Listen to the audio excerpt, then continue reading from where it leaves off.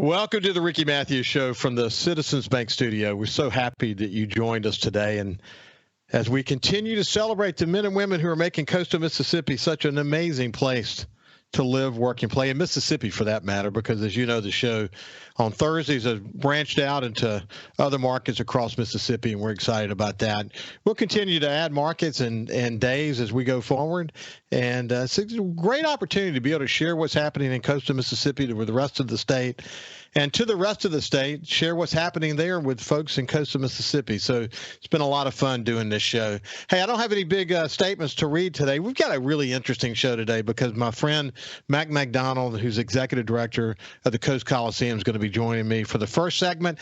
And then Billy Rubel, our friend, the infamous or famous, whatever you want to say, Billy Rubel, is going to be joining us, and we're going to be talking about the collaboration between Matt and Billy and a large number of sponsors and interested parties to talk about the latest with the Second Street Social Club. So it ought to be a fun show today. Anyway, without any further ado, let's move over to Matt and say good morning. How you doing, buddy? Hey, Ricky Matthews, how are you doing? I'm doing good. Hey, listen, I enjoy following you on social media because not only do I get the latest about what's happening at the Coliseum, I get to learn about your incredible passion for Alabama. You're an Alabama graduate and fan and big-time alumni, and you always talk about the mothership. And there have been changes at the mothership that you have to sort of swallow and deal with. And then I love the fact that you're a grandfather now and what you've been able to enjoy about that. That's a life-changing event, though, to have grandkids. It absolutely is. And I'm looking forward to grandkids will be over for Mardi Gras weekend. My son and his wife are coming over to see Journey on Friday night. And we will be hosting those twin grandboys, and they'll get to see Mardi Gras on 2nd Street on Sunday. Isn't that fun, man? That's so cool. I often refer to becoming a grandfather as literally a life-changing event, because the reality is, as we get older, we're more aware that every day is a cherished day. We don't know how long we're going to be here. But, we're going to soak up everything we can soak up in the time that we're here. And grandkids are the ultimate reminder of what in life really matters, aren't they? Well, when these two get older, they're gonna play lots of tricks on aging grandfather, because I'm telling you, identical twin boys.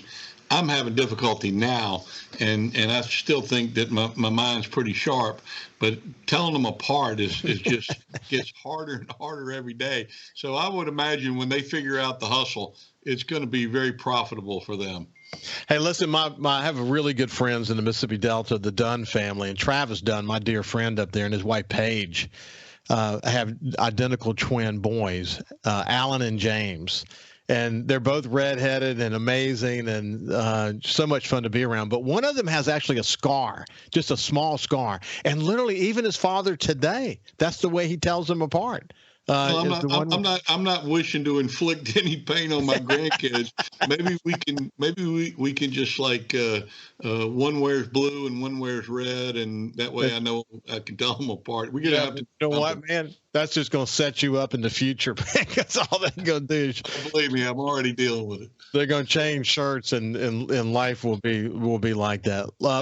I hate to be their teachers as they go through elementary school. It's gonna be rough on them too. You guys continue to hit it out of the park. You've made some recent announcements. You have sporting events, rodeos. You got hockey. You got you got concerts. Some of the best concerts in the entire country are coming through here now. Do you sit back with your team and say, guys, look where we are. Look where we were 10 years ago, and look where we are today. We're hitting it out of the park. Do you feel that way? Yeah, I feel that way pretty much every day, and it's really boils down to having a really good team that understood what it took to get this building back in a competitive situation. And that was the problem. When Smoothie King opened in New Orleans, it took a lot of opportunities away from us. And when that really started to gel for New Orleans, we started to suffer. So we had to figure out how do we get back in the game? How do we get competitive? And it took some improvements to the facility that we've gone over on many occasions on this show. And we will continue to make improvements as the building gets older. But the main thing is we're selling tickets. The market's hot. The promoters are making money. The artists are making money. They're making bonus money. They're doing phenomenal business in merch. We just did a band called Tool at the end of January, sold completely out, another $1 million plus gross.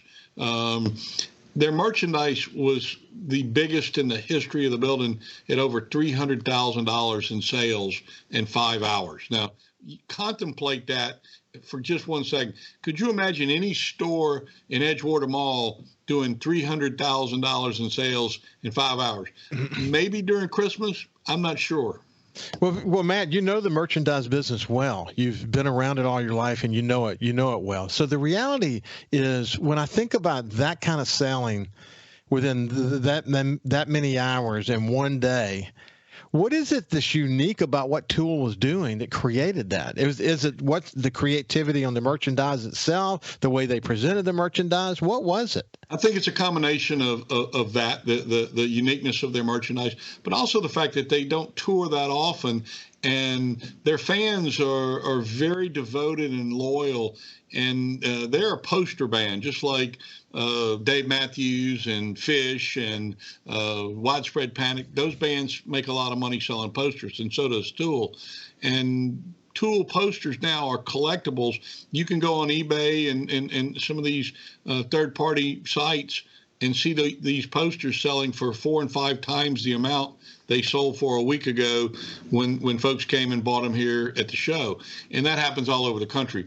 But, you know, it's not just Tool. We've got this Friday night, we've got Journey in a sold-out show to kick off Mardi Gras weekend. Journey has not played this market since 1987, last time they were here. They've always skipped us and played New Orleans.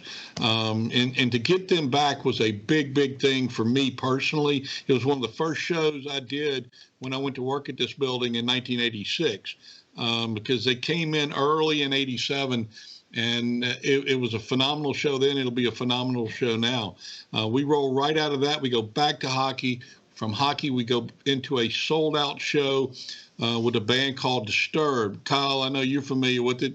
CPR has been pounding this show and has done a phenomenal job. We are one of the top grossing shows on the tour. 30, 40 dates that they're playing, we'll finish in the top 6 or 7 markets on the whole tour. So when talent agents and band managers and promoters see those numbers, then all of a sudden Biloxi starts getting back on more people's radar, and we get more calls to do more tours.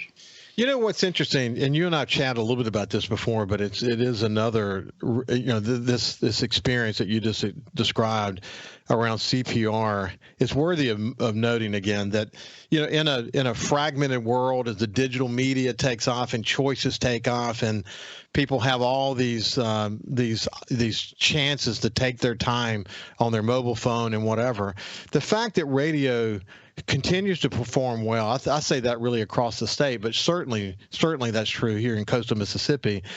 Is a testament to Kenny Vest and that team at CPR and their ability to attract generations through their very unique way they go about every Tuesday selecting music and finding out who the future stars are going to be. These guys are good at that, man, and they have built a radio station built for that stood the test of time.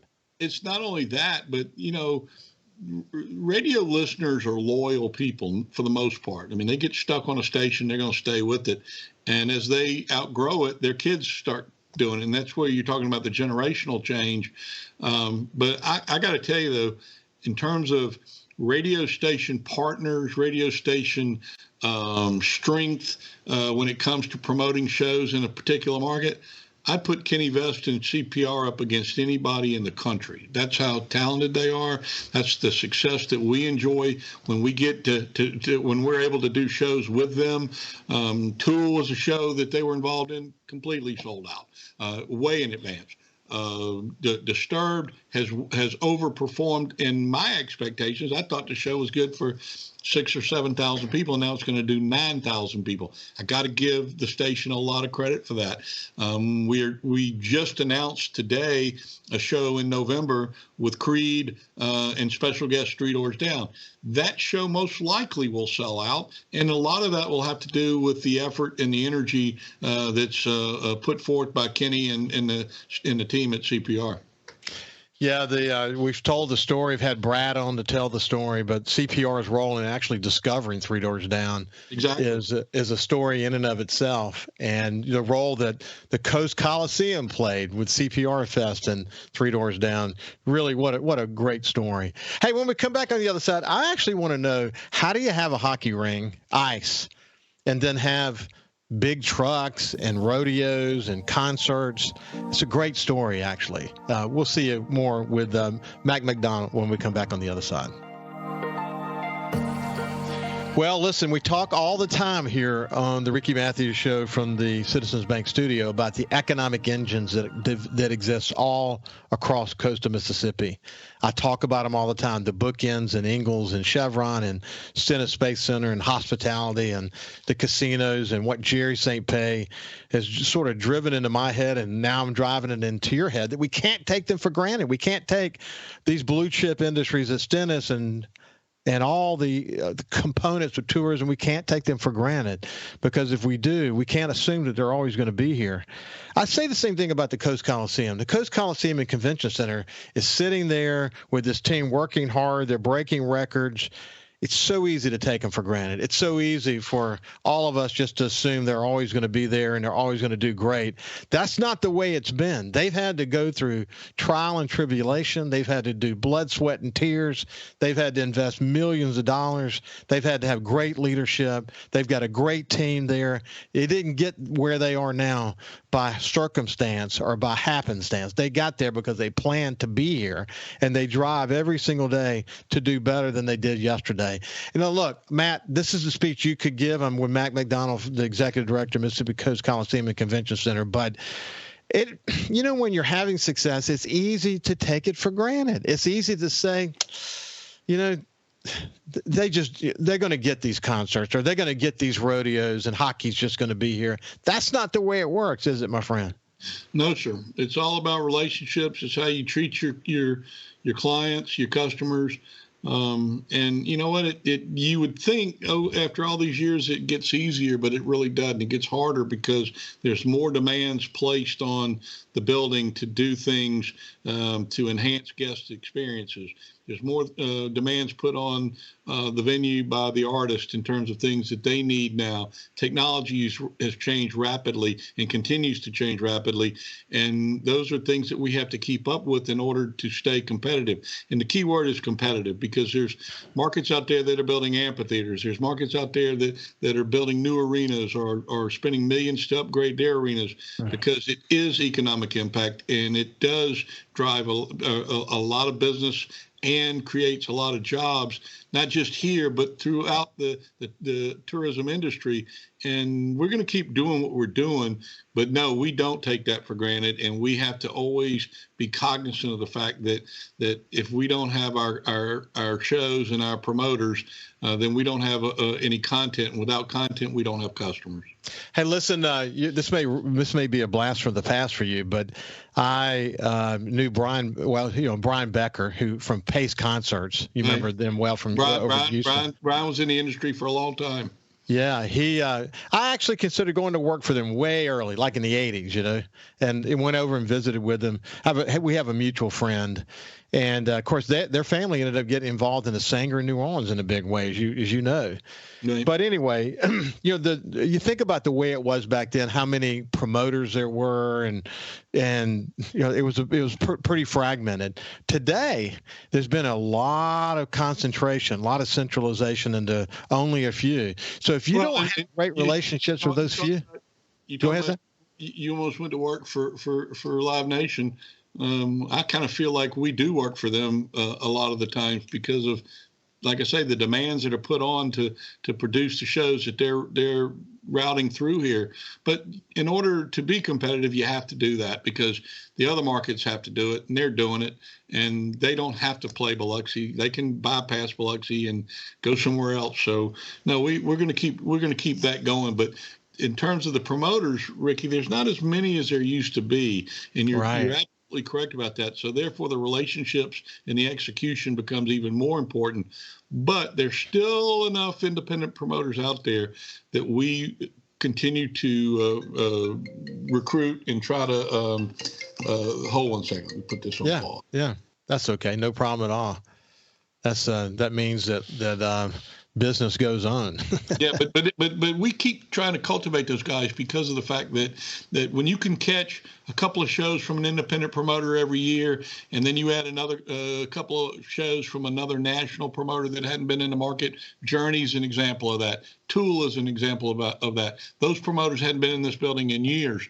Now they're starting to come back. So that what the content Live Nation provides with independent promoters, before you know it, you've got 18, 20, 25 shows in a year in a market this size. That's a big number. Yeah. Hey, listen, I've been meaning to ask you, we'll come back to the tease that I did at the end of the last segment about the layers that are required to when you have hockey and a rodeo simultaneously. But I'm curious about something. At the corner of Beauvoir and Highway 90, right there on that corner, that seems to be a project that is perpetual. What's going on there? That's the world's longest repair job on a lift station in South Mississippi.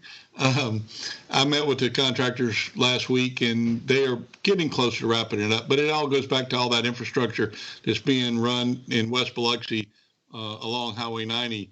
And you got to handle solid waste in a very special way, and that's part of it. And that lift station is the conduit for it. So that had to be rebuilt completely. It never was since Katrina, and finally it's going to be done. And hopefully the city of Biloxi will finish that project up in another year.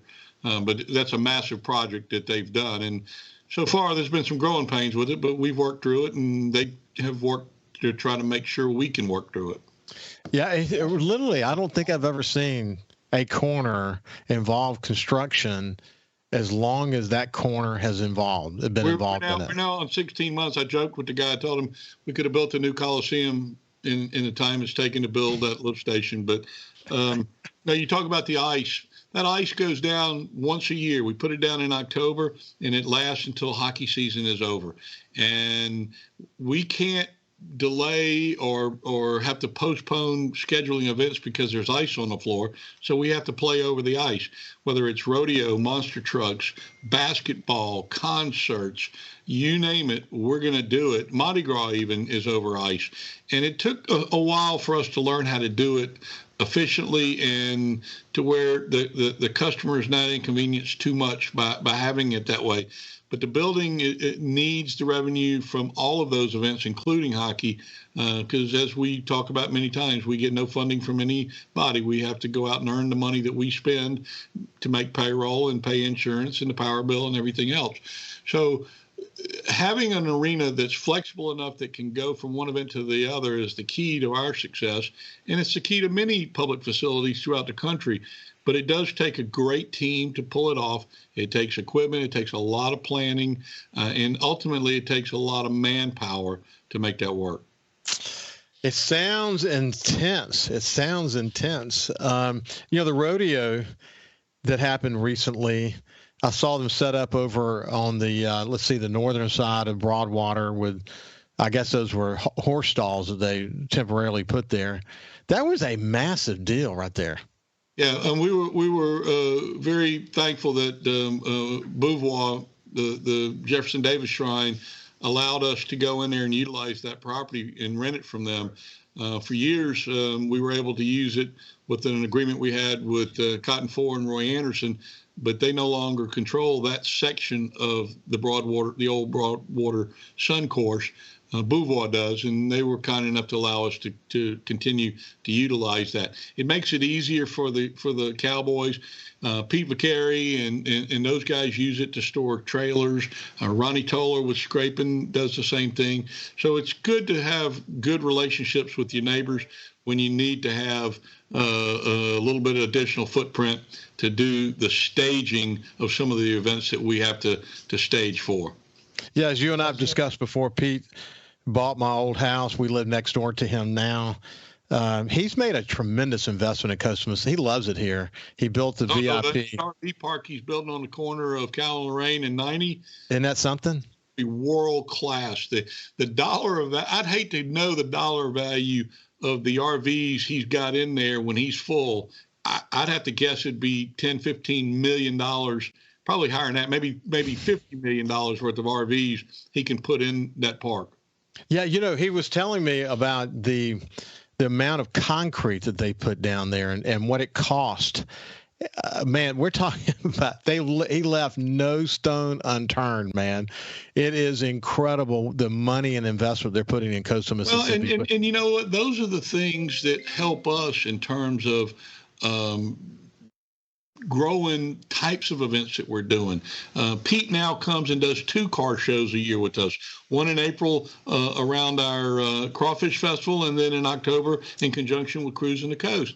And that didn't happen, like you say, by accident. That happened because of the relationship, understanding there was an opportunity because of the events that we do and the fact that the market can sustain 2 collector car auctions in 1 year. Now, if I had 3 or 4 other promoters trying to get in here, we'd have to look at that because you get too much and everybody loses. So we try to be good traffic cops when it comes to scheduling our events. And you know what? That's just another one of the ingredients to our success.